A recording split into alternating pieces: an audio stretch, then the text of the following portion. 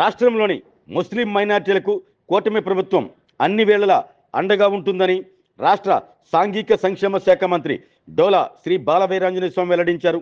రంజాన్ సందర్భంగా కొండేపులో ముస్లింలతో కలిసి మంత్రి ప్రత్యేక ప్రార్థనలు చేశారు. అనంతరం వారిని ఉద్దేశించి మాట్లాడుతూ పవిత్రతకు, త్యాగానికి, మత సామరస్యానికి రంజాన్ ప్రతీక అన్నారు. నెల రోజులు ఉపవాస దీక్షల ద్వారా పరడిల్లని క్రమశిక్షణ, సహోదరత్వం, దాతృత్వం, దైవభక్తి, ఆధ్యాత్మిక చింతనల కలయికే ఈ రంజాన్ అంటూ కొనియాడారు.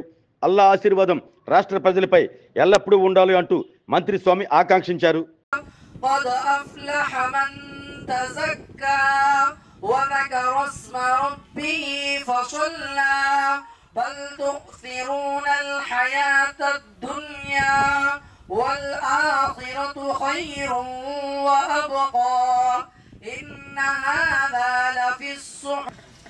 మా ప్రభుత్వం ఇప్పుడు కూడా అండగా ఉంది.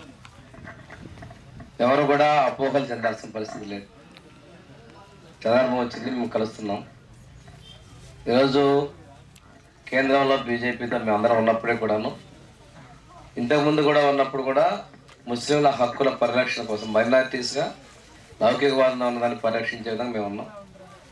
పూర్తిగా వారికి అండగా మా ప్రభుత్వం ఉందని తెలియజేసుకుంటూ ఒకసారి తీసుకుంటే ఈ ఈద్గా నిర్మాణానికి కూడా మేము సహకరించింది. సింగరాయకొండలో ఈద్గా చూస్తుంటారు. అది చాలా రాజస్థాన్లో కట్టినటువంటి కట్టడంలో మా సంధాని భాష చేత కట్టించేది. దాన్ని లెవలింగ్ చేద్దామంటే మళ్ళీ ఇప్పుడు అక్కడ నేను లెవలింగ్ చేస్తాను. పోయినసారి మనకు అక్కడ ఇది మన మీటింగ్ కూడా జరిగింది అనుకుంటా, అందరూ వచ్చి ఉంటారు. అక్కడ షాదీఖానం మా పెద్ద ఆయన దామచల్ నాయన గారి టైంలో చేసింది, పాకల్లో కానీ ఇక్కడ కానీ. అదేవిధంగా రంజాన్ మాసంలో మన మసీదులకి రంగులు వేసుకోవడానికి కూడా నిధులు ఇవ్వడం జరిగింది. ఈరోజు మన సమైక్యత కోసం మనం కట్టుబడి ఉన్నాం.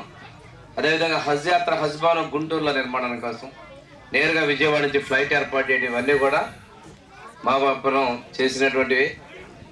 అంతేకాకుండా మేనిఫెస్టోలో చెప్పిన విధంగా ఎక్కడైనా కానీ మతపరంగా ముస్లిం మైనారిటీ సోదరులకు ఏ ఇబ్బంది వచ్చినా తెలుగుదేశం ప్రభుత్వం, తెలుగుదేశం, జనసేన, బీజేపీ కూటమిలో ఉన్నప్పటికీ కూడా మీకు అండగా మా ప్రభుత్వం ఉంటుందని చెప్పి నేను తెలియజేస్తున్నాను. ఆందోళన చెందాల్సిన పరిస్థితులు కూడా లేవని చెప్పేసి, ఇంకా మనకి షాదీఖానా అడుగుతున్నారు, స్థలం చూసుకున్న పరిస్థితిని బట్టి మనం చేస్తాం.